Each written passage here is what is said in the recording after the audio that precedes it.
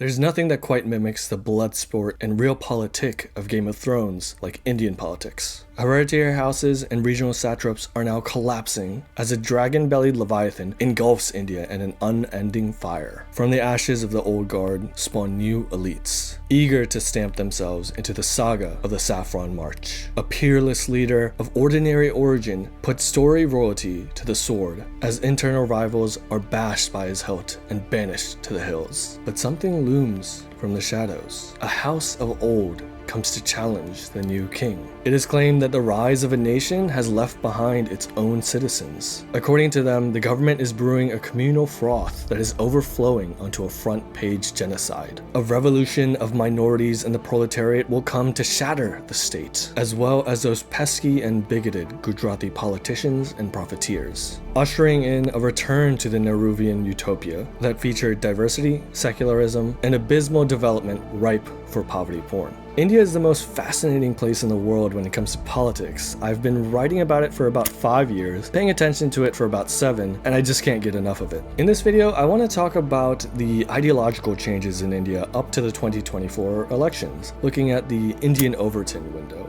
in a way. In the last 5-10 years, India has totally changed. It is an entirely different country, with a whole new political equation in some ways, but falling back onto the same old tropes in other ways. I think one of the biggest milestones in India's ideological evolution over the past 10 and especially past 5 years was actually in 2019 with the enactment of CAA and the subsequent Shaheen Bagh protests, which eventually morphed into the CAA riots. This is something I like to deem as the poison pill. In 2019, the BJP executed a treble of policy wins. Article 370's removal, the Ram Mandir judgment, which some people will say is exclusively due to the Supreme Court, but I think anyone with a little bit of political nuance will know that there was a bit of a nudge in the background when it comes to this judgment, especially after 200 years and a 300 plus victory in parliament from the BJP. I mean, it doesn't take a genius to see what happened in this scenario. And then lastly, the CAA. The Citizens Amendment Act looked to be a surprise knockout blow after the 1-2 punch of Article 370's repeal and the Ram Mandir verdict. The announcement took many off guard, and then the BJP coupled it with the NRC, a National Registry of Citizens, an effort to confirm the legal citizenship of those living in India. While the CAA is a humanitarian law that gives relief to some of the most persecuted people on the planet, non-Muslims living in Islamic South Asian countries, the pairing with the NRC evoked fears of citizenship revocation among some Indian Muslims. This deliberate misinformation, combined with BJP spokespersons touting the twinning of these policies, eventually led to widespread protests that quickly transformed into deadly riots. In the background, a now internet-savvy India would receive a steady stream of news, with a flood of forced conversions in Pakistan, a Talibani deluge cleansing Afghanistan of its last Hindus and Sikhs, as well as Bangladeshi Islamists ransacking temples with rivers of blood in their wake. These consistent tides of terror served as a subcontinental backdrop for the foreground of Islamist rioting within India. For many Hindus, whether BJP supporters or not, they saw Indian Muslims rioting en masse across India to prevent their fellow religious kin from finding refuge within India. In their eyes, nothing negative could happen to Muslim Indians via the CAA, something that is legally true. Yet still, Indian Muslims unleashed a fiery fury across Indian cities. The NRC and CAA would be delayed thereafter, with the government citing COVID as a reasoning for the delay. But eventually the CAA would be ratified a few months before the 2024 elections. The entire affair was a cataclysmic blow to communal relations. This sets up a stage where many Hindus were polarized against the INC and for the BJP, obviously a net vote catcher for the BJP. Ironically enough, we would actually see the BJP moderate itself when it comes to Hindutva after this phase. A lot of the Sabka Saath, Sabka Vikas messaging actually accelerates after these riots. The BJP was now attempting to consolidate the centrist and free-floating voters in the middle. What we're seeing now is an Indian version of something called the Hegelian dialectic. The Hegelian dialectic is essentially when a thesis and antithesis eventually merge, creating a synthesis, with one usually a bit more dominant than the other. The BJP is no more an invading blitzkrieg force that upended Indian politics. Now it's transforming into a party of governance that has to deal with entrenched elites, an antagonistic bureaucracy plus judiciary, along with all the micro-electoral arithmetic and feudal elements that give Indian politics its fractal, bloody, and serrated edges. The BJP was essentially creating a new Hindustani dialectic. For those voters more keen on a hardline Hindu BJP, this was a bit of a disappointment, to put the least. But due to the Congress Party's hard-left approach and tryst with Islamists, a lot of more hardline BJP supporters really don't and didn't have a choice. The shoe size of the BJP's electoral footprint was now ready to expand. The prime area of expansion was the SCs, STs, and OBCs, eventually making the BJP into the Bahujan Janata Party. I have an article on this in the description below, but there is one thing I was actually a bit wrong about, but we'll talk about that later in the video. An institution that offers infinite incentives in India is caste. As I've written about prior, the BJP has pursued a mammoth marathon effort to usurp non-upper caste voters and has been met with stunning success. The BJP has captured massive voting percentages, not just from its usual upper caste base, but also from huge chunks of OBC, SC, and ST voters as well. Recent polls also show how the disparity in upper and lower caste approvals and voting preferences dissipates when it comes to the BJP. On average, if you're a Hindu, the BJP will be your #1 choice, regardless of caste. A big reason for this has not only been the gargantuan infrastructure and welfare programs that disproportionately help the poor and lower castes, but also because the BJP has been directly reaching out to a lot of these groups with specific caste or income benefits, greater party leadership opportunities, and even deification of lower caste icons, especially Bior and Ambedkar. Despite this at times preferential treatment, upper caste still steadfastly support the BJP. In the last Uttar Pradesh elections, we even see an increased support from the upper caste, despite the BJP's largesse towards the lower castes. I believe this boils down to the fact that upper castes are beginning to lose their caste consciousness at a faster rate than other castes, instead seeing themselves as Hindu first, then their caste. Affluence and urbanization are death knells to caste in India, and the upper castes are attaining these at higher rates than most other castes. Secondly, the poor are receiving better financial and social safety nets from better infrastructure, streamlined welfare, and better law and order, all provided by BJP governments. Things like financial, social, and even physical security safety nets are usually the domain of castes instead of the government. But this is a way India is changing right now, and that's going to have profound effects on how people see castes. The point about law and order is especially important in places like Uttar Pradesh that see a lot of internecine caste violence. All these societal safeguards were previously in the realm of caste, as an anemic government could not provide these. Only your castemen could. Thirdly, there's very little alternative for upper castes and other parties, many of which do not give similar leadership opportunities at best, and dog whistle pogroms against them at worst. The BJP has become India's big tent party. Various ideologies and identity groups are now trying to find a place within the BJP. As I said before, this means a dilution of the BJP's Hindutva and a bit of a disenchantment with a lot of older voters. But the BJP would stymie this with state-level changes, such as anti-conversion laws, textbook changes, temple renovations, cracking down on missionaries, and other measures. But many core voters just weren't enthused by a lot of these changes. They're kind of small when it comes to the big picture. So the BJP would eventually unleash its Brahmastra, Ram Mandir. The BJP would inaugurate Ram Mandir with the Pran Pratishtha, or the divine infusion of the idol of Lord Ram in the Ram Janmabhoomi Mandir. While the Mandir itself is technically still in construction, the BJP and the Ram Mandir Trust chose an auspicious date just a few months before the election for the Pran Pratishtha. If you were in India or even just on the Indian internet, you would know just how big of a deal this event was. If 1947 was India's political independence, 2024 is India's cultural independence. Parties that have fought Ram Mandir with tooth, nail, claw, anything they could grab at, are now paying respects to the idol of Lord Ram, claiming they were never against Ram Mandir in the first place. And even when they didn't come to the inauguration, they would just point to it as a political event and not a religious one. But the thing is, this message probably wasn't bought by a lot of Hindus. Across India, we also saw the participation of the RSS with the Akshat wave, sending commemorations of the Pran Pratishtha to people people far and wide within India, making them feel as if they're a part of the event. This is something that did touch a lot of people and is contributing to some of the BJP's votes in this election. The BJP quenched the thirst of its core votes and even independents with the Pran Pratishtha, as the nation has undergone a religious fervor. Ram Mandir is beyond politics. It is deep in the mind and hearts of India's Hindus. It has imprinted itself forever on India's soul,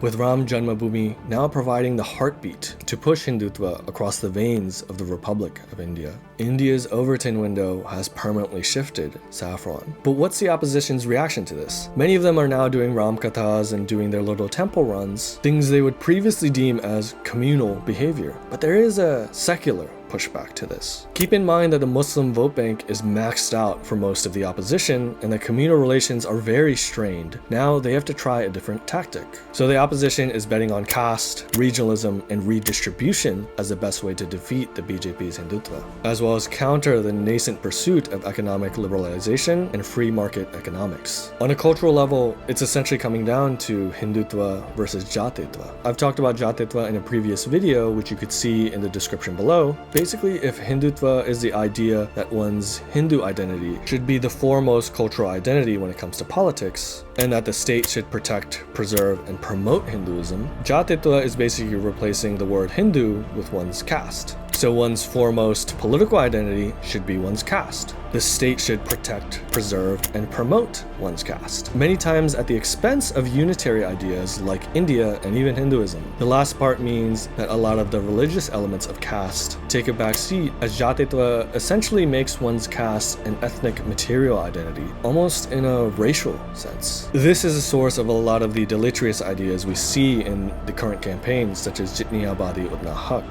where the nation's resources, political positions, positions in private companies, positions and resources almost in every facet of Indian society should be redistributed based on caste. This is why the opposition wants to conduct a caste census. It's not just for neutral data collection that some guy can nerd out on an Excel sheet. It's to inflame a sense of animosity and unfairness between caste groups. Market-dominant minority groups, or certain castes, now have a target on their back because of this resentment that's being built up by the INC. The Congress Party's goal is that instead of having Muslims as the other in Indian politics, which is usually what the BJP's Hindutva wants, now they want general castes as the other, with SCs, STs, OBCs all uniting with the Muslim vote to create a powerful coalition to get into power. I mentioned earlier in my article that the BJP had become the Bahujan Janata Party, the first choice of SCs, STs, and OBCs. But ever since that article a few years ago, some statistics have changed. We've actually seen a bifurcation of fortunes when it comes to SCs, as some have been shifting away from the BJP. There's a print article that you could see in the description below that basically chronicles how many dominant SCs are becoming a lot more hardline Ambedkarite, which means many of them are converting out of Hinduism and becoming antagonistic towards the BJP, instead simply wanting to vote on their caste first, middle, and last. On the other hand, non-dominant SCs are beginning to shift more towards the BJP, as they want to see themselves as Hindus just as much as any other caste. That being said, Ambedkar is still revered amongst these sections. As Indians go up Maslow's hierarchy of needs, basics such as food, shelter, and security are taken care of, and now people start to think a bit more ideologically and in terms of self-conception. While most castes start to lean towards Hindutva as incomes rise, with SCs it's seemingly a bit different. Some of them are starting to lean towards Ambedkarism, while others are leaning towards Hindutva. We'll see in the future how this pans out. While all this is being done in the dimension of caste, the opposition is also starting to bet on an idea of federalism, or more power diluted to Indian states. Sounds innocent and fair enough, right? Decentralization of power can usually lead to a little bit better administration in most cases. The issue is the poison of xenophobia is also being slipped into this argument of federalism, as regionalism rears its ugly head. Critics of Indian nationalism falsely point out that the notion of India is solely due to the British Raj. They ignore testaments from Hindu, Buddhist, and Jain scriptures about the divine land whose names we uttered earlier. Even more nefariously, they impose modern state identities as a true form of the Indian subcontinent, a patchwork of linguistic states that have very little historic salience. This leads to a toxic and ahistoric linguistic identity, which includes features such as the regional identity is by default secular. Hindu religious festivals festivals now have become secular, regional festivals. Hinduism in the region gains a flagship deity, usually worshipped by all other Indian Hindus as well, but is framed as a symbolic bulwark against the hegemonic Hinduism of the BJP. The xenophobic rhetoric towards Hindi-speaking people crops up, as well as the occasional jibe against Gujaratis as a potshot against Modi and Shah. The game here is essentially framing the BJP's Hindutva as a foreign ideology, as an ideology that only represents a certain section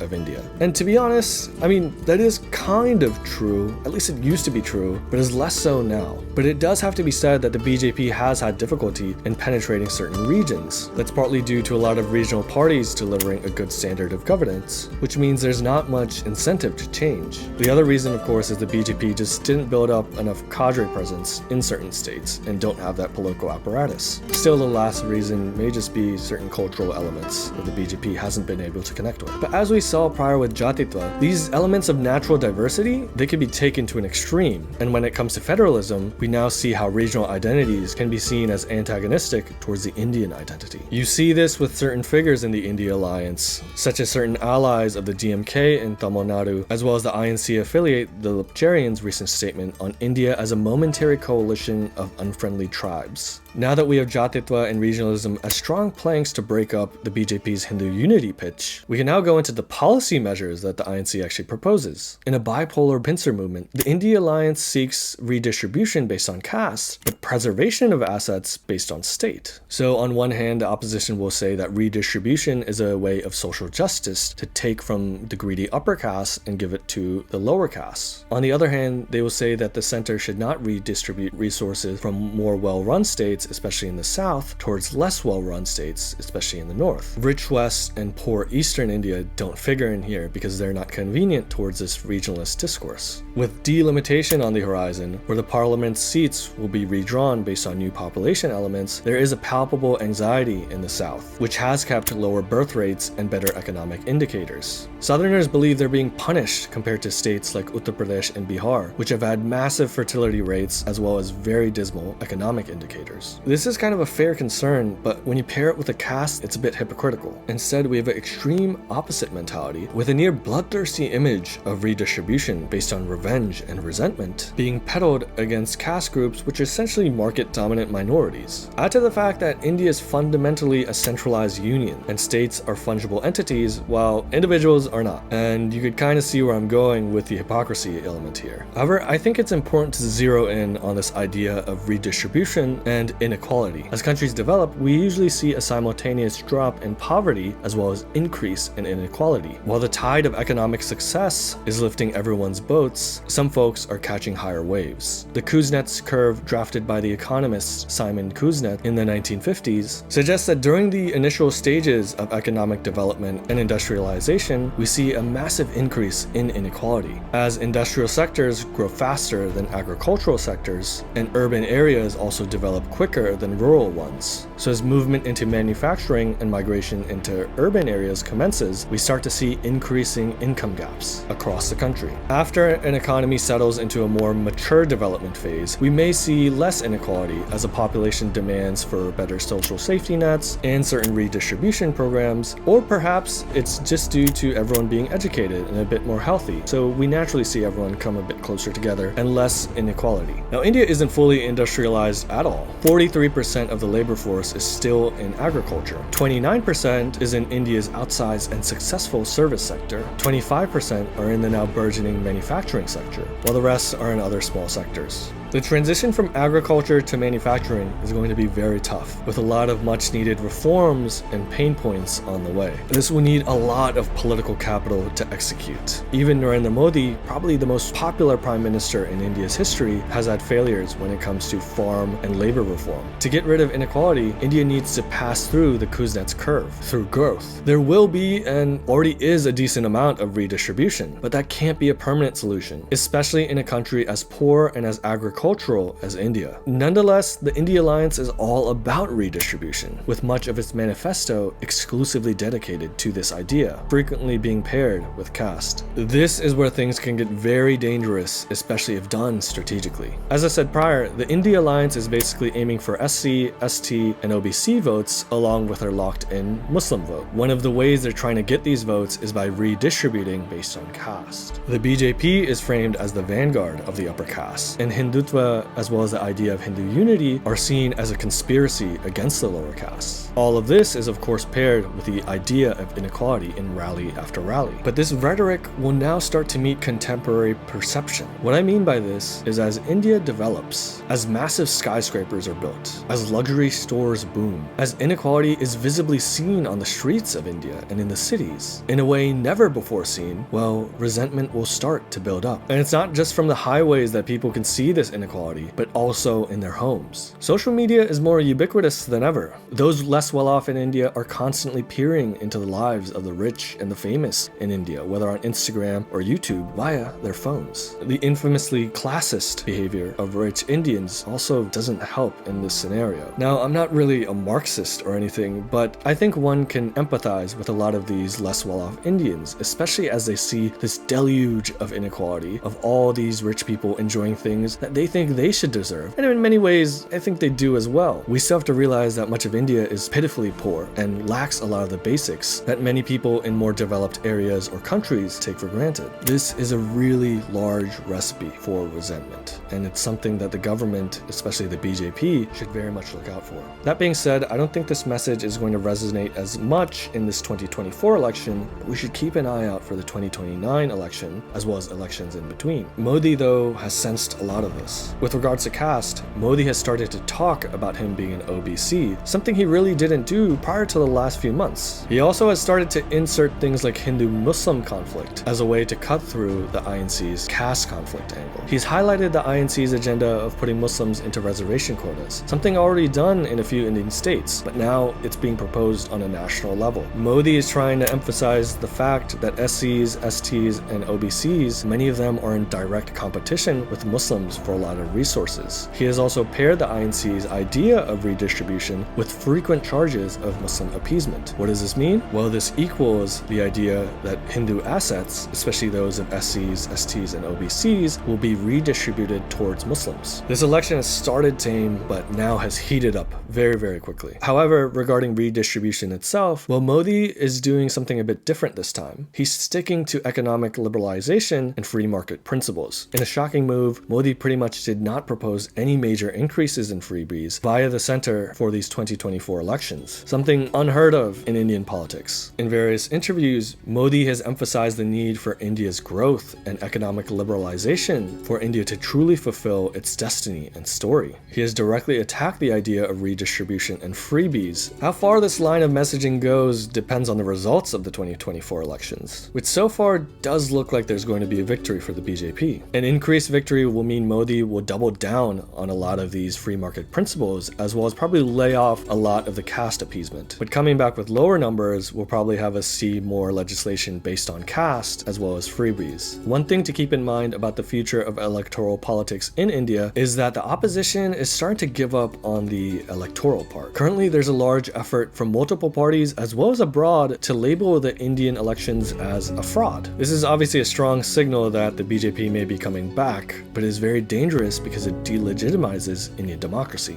A little over a year ago, I started to realize that the Indian opposition is starting to give up on the idea of, well, winning elections, instead vying for something I call a permanent revolution, or using extra electoral moves to stymie policy progress. Basically, street protests and violence to pummel the government into submission. And in a strong society nation like India, this is proven to work. The ancient elites of India heralded asceticism as the highest pursuit. The modern elites of India herald activism as the highest pursuit. As the BJP thundered into 2019 with an even greater mandate than prior, they passed a flurry of laws. With a limp infantry on the battlefield of parliament, the opposition has opted for guerrilla warfare in the streets, coordinating with foreign NGOs, media outlets, social media giants, and various other extra-governmental bodies. The opposition has engineered a format of disruptive street protests that choke parts of India and eventually the government itself into submission. placing valiant visuals of the old, the women, the children, the sick, the picturesque poverty porn so fetishized in international media front and center. The opposition seeks to bait the government, as behind this front line of innocence is a show of brute force. A dance emerges as violent elements shoot from the shoulders of the pitiful in order to goad the government to bloody the border of bodies between them. Once the blood of the protesters reddens the black of the streets, propaganda is achieved. If you've listened and read a lot of the indie opposition, when it comes to this election fraud nonsense, they're asking for international interference. Again, all of this is a process to delegitimize the Indian elections and put the BJP out of power.